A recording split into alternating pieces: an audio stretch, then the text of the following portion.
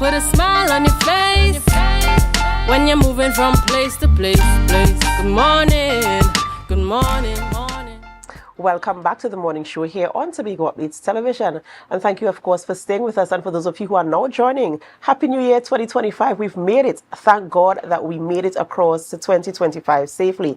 And saying that, we're going to start conversations this morning as we talk about what are you going to do in 2025. We speak with Jean-Paul Henry, Father Jean-Paul Henry of the St. Patrick's Anglican Church this morning as we talk about setting goals, the importance of setting New Year's resolutions. Good morning and welcome. Good morning, good morning. Happy New Year to you and to your team and also to your viewing audience. Thank you so much. Thank you. And you know, it's traditional that people across the globe, it's not just here in Tobago, but people usually set New Year's resolutions. And you know, there's different opinions in the space that people say, oh, it's just a tradition. And sometimes you set these resolutions and you start off hot and sweaty in January. And by the 4th, 5th, probably the 10th of January, you know, it becomes too much and you forget about it because sometimes we might set unrealistic resolutions. But we want to talk this morning about why is it important to set New Year's resolutions? What is the thing that makes it have that type of value and importance? Okay. So firstly, I will say, you know, the fact that persons engage in setting any sort of New Year's resolution, it means that they have done some introspection, some self-assessment, and they have recognized that they are not where they want to be or they are not achieving their full potential. So I won't classify it as a waste of time, but it means that, you know, we are being aware of where we are at and where we should be, and we are seeking to improve. And that is what life is about, you know, from moving from one stage to the next. So that process of setting resolutions is we want to improve where we at and become better individuals and hopefully better citizens of Trinidad and Tobago. That's right. And you know, what are some of the things that people can do? Because as I mentioned before, sometimes you set these resolutions and then before you know it, you quit. Yes. You become overwhelmed. It becomes burdensome. And sometimes people just put them down. And sometimes you might just have one and still it's a challenge. What are some of the things people should consider when they're setting these goals or resolutions for a new year to ensure that they can become, our word here for Tobago Updates last year, and Adanna said we're using this word again, is consistent. That they can remain consistent in doing the things they need to do to ensure their goals are achieved? So, firstly, we have to be realistic. We have to know where we are at and what we want to achieve. I can't wake up in the morning and say, you know, this year I'm going to be a doctor, but I'm not enrolled in any form of medical training or medical school. So we have to know where we are at and the steps that we need to take to get to where we want to go. So we have to be realistic. I will also say in terms of setting goals, writing is important. Journaling, I don't do it, but you know, it is an important step because it helps us at different stages to recognize where we have gotten to, right? Let's look at finances as an example. If I want to save $10 a month, and after 6 months, I could say, well, okay, I have not saved $60, so then I have fallen short. If I've saved 60, I'm on target. If I save more, I've exceeded. You know, so we could do some jotting down and reviewing from time to time to see where we're at. Of course, as you said, you know, we have the case where sometimes we fall off before even the first month of the year is finished. And the main catalyst, I will say, behind us keeping our resolutions is having faith or putting our trust in a divine presence, whatever our faith tradition dictates.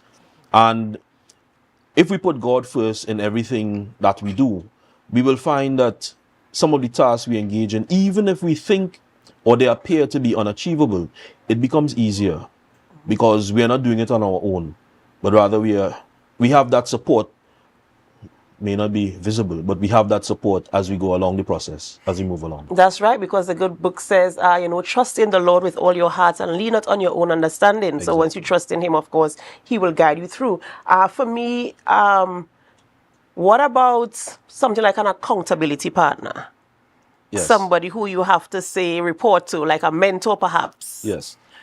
Again, another important fact, because we rely on persons for so much feedback in other aspects of our lives. Why not in our self-improvement? Having someone to say, well, where have you gotten to at this point? I know you spoke about achieving this by this time. Where have you gotten to?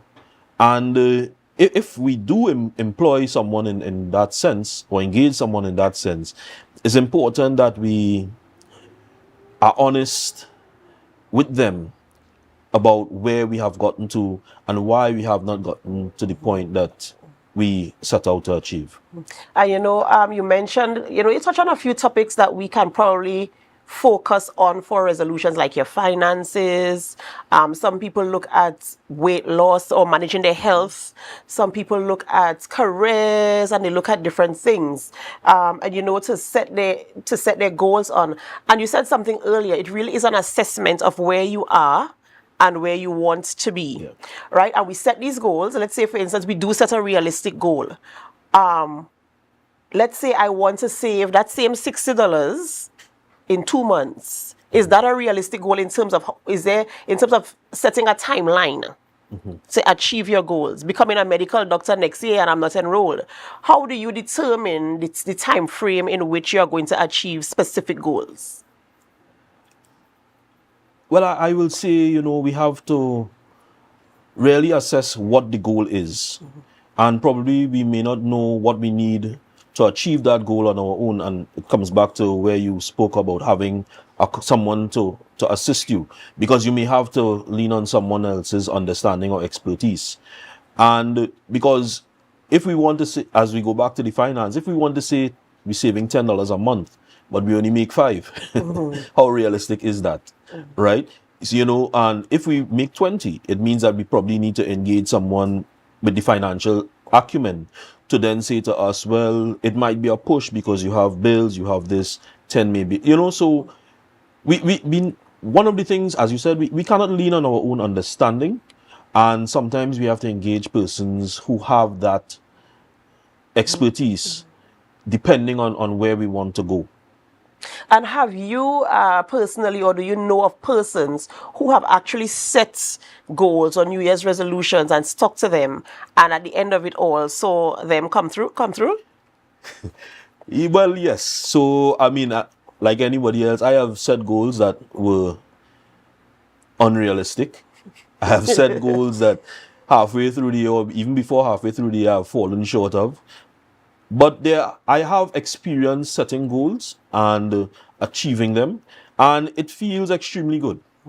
It feels like a renewal in yourself that I have set out for this and I have actually achieved it. And it helps you push forward into the next year and then the next year.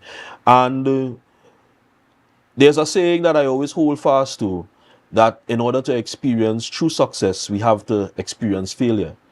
And it's no different from resolutions. But once we set out to it and we really have that drive, the first time you try to achieve it, you may not have the drive. Maybe like growing up in my home, our parents will sit us down, we pray, what are your New Year's resolutions? And at the time we started engaging in resolutions, we probably didn't understand what we were doing. But with time and maturity and wisdom, you're able to make sense of it all and set your own personal goals, and not just mommy and daddy saying you have to set a goal. Right. I like how you package that in terms of one, being realistic and ensuring that what you're trying to achieve is something that can be achieved, and not just rushing to say, just pick something from the sky and say, oh, I want to do this. It really takes that measure of focus to get to where we want to be in this new year. So viewers, I want to extend to you, stick to your goals, set your goals, take your time, journal, as Priest said, Father John said, focus, journal, have an accountability partner, and take your time. There's no rush to get there. Yes, you want to set your timeline, but take your time, go through the paces, and get there and see your goal achieved. He said it himself. When you achieve your goals, you feel good, and it gives you the encouragement to set goals again for the following year, see them achieve, and even encourage somebody along the way to also set their goals. In closing, is there anything else you'd like to share with our viewers this morning? I would just also like to add that, the achieving of our goals, it requires a change of mindset. And I will leave us with a passage of scripture from Luke 5:37, that we cannot put new wine into old wineskins.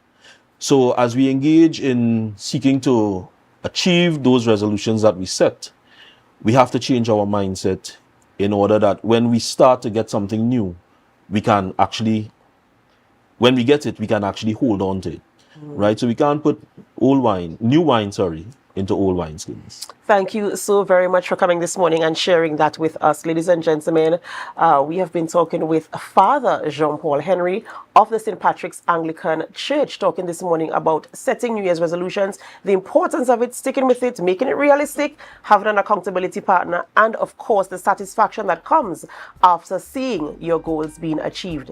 We have to go for a short break before we continue conversations in studio. But up next, we speak with Mr. Gary Griffith. He's a former commissioner of police, and of course we're talking about the state of emergency that we are now under here in Trinidad and Tobago and his position where that is concerned. But in the meantime, we're asking you to help us. Share the live, share the live, share the live. We'll be right back.